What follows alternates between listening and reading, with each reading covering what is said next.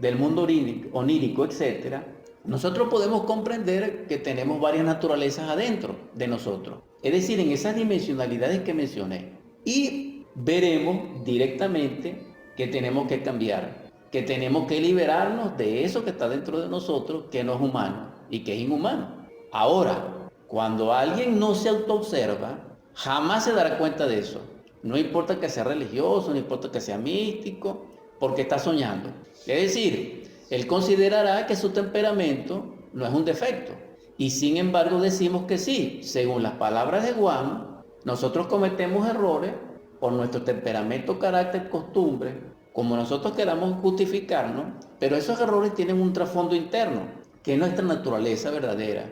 Y esa naturaleza en este caso es inhumana, porque si yo ofendo a una persona y no me arrepiento, y ni siquiera me doy cuenta que lo ofendí, yo estoy cometiendo un agravio.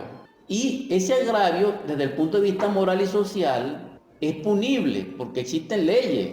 Pero mucho más allá de todo esto, a la luz de Dios, es un delito, porque existen los 10 mandamientos.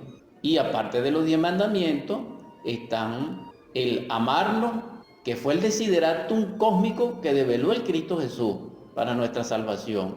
Porque Él nos enseñó que si amábamos, cumplíamos la ley. Entonces, ofender a una persona es una expresión del yo y básicamente es el orgullo, aliado con la ira y el amor propio y el miedo.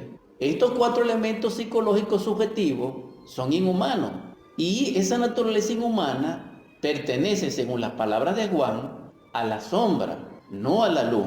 Ahora, si nosotros transformamos esa sombra y las convertimos en luz, extrayendo y destruyendo los yoes psicológicamente y en forma atómica que estructuran en el mundo de la mente y en el mundo de las emociones y en el mundo de las causas esos defectos, esos errores, entonces queda libre la conciencia que pertenece a la luz. Y esa conciencia y esa luz divina dentro de nosotros es similar al alma. De hecho, ¿por qué? Porque esa conciencia liberada del yo va a producir lo que se llama la virtud, va a generar lo que se llama la facultad, va a liberar la luz que contiene la conexión de un poder divino, que en este caso sería la bondad, el amor, la dulzura, la domesticidad, la comprensión, es decir, una fuente inagotable de virtud.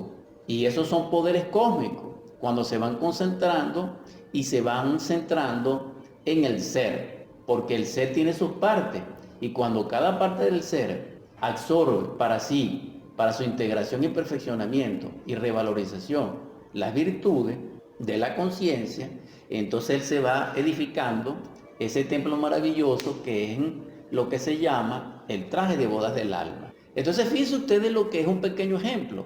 Solamente hablamos del ofender, pero existen muchos errores que nosotros cometemos que nos cansaríamos de enumerarlos, pero que sin embargo en ese sinnúmero manifiesto de errores también hay un número inmanifiesto, es decir, indeterminable, de yoes que lo producen, porque cada yo dentro de nosotros produce un error. Pero ¿cuál es el estado lamentable?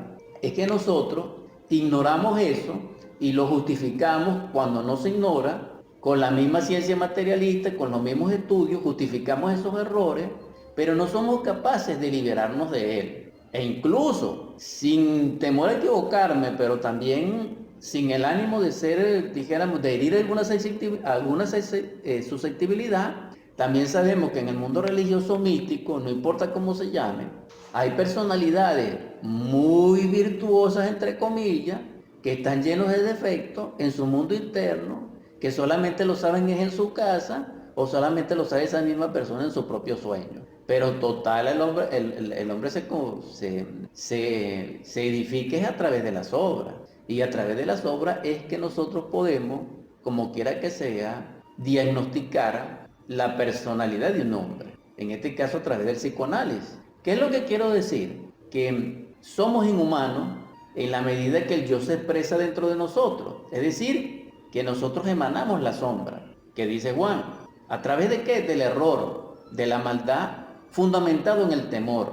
Por eso es maravilloso comprender lo que es el temor y lo que es el miedo. Ahora, cuando nosotros nos polarizamos en la luz, entonces se expresa la virtud, porque nuestra vida sería armoniosa con la verdad, seríamos obedientes de nuestro Padre Madre, que es nuestro divino Jehová interior, nuestro divino Elohim, que es Dios en nosotros, y esa luz y esa verdad no va a ser partícipe de ella. Y al ser partícipe de Dios, entonces somos partícipes de todo a lo que es inherente a Él en su potencialidad infinita y plenitud de atributos y de propiedades. Y dentro de ello está la felicidad, la dicha y la prosperidad. Entonces es maravilloso este tema de la luz y la sombra. ¿Qué es lo que necesitamos? Autoobservarnos. Vuelvo a repetirlo, porque es imposible, no es posible que alguien pueda trabajar sobre un cambio fundamental en su nivel de ser, cambiar su vida al Cristo, si no se autoobserva. ¿Por qué? Porque si no se autoobserva, significa que está identificado con su yo, no con su ser, no con su conciencia, no con su personalidad, no con su parte divina, sino que está ensimismado en el yo y está en un estado de letargia, conscientivamente y espiritualmente a tal punto que él puede asumir que está muy bien, puede presumir incluso de santidad, pero la vida, a través de la prueba y de su tránsito, va a demostrar que no es así. Entonces aquí es donde vemos los errores que cometemos todos, pues, que incluso son muy graves a veces y que Dios nos ampare en su gracia de esas situaciones nefastas. Ahora, cuando nosotros somos capaces, repito, de auto-observarnos, entonces nos daremos plenamente cuenta del estado en que nos encontramos y comenzamos a trabajar sobre la luz y comenzamos a enfocar esa luz. Y en ese principio, en ese trabajo que es psicológico, que es humanizante totalmente y salvador, vamos a ser directamente experimentando lo que es la sombra dentro de nosotros y lo que es la luz. No porque lo leímos, sino porque lo estamos apreciando, lo estamos contemplando con un sentido maravilloso que se llama observación psicológica, que es como, así como tenemos un brazo, tenemos la autoobservación psicológica. Lo que pasa es que ese sentido lo hemos perdido porque no lo hemos usado, porque en el estado en que entramos de inconsciencia asumimos que estamos despiertos, pero no lo estamos, entonces no lo usamos. Y como no lo usamos, el yo sí lo usa. Entonces por eso es que nosotros estamos mirando y no vemos.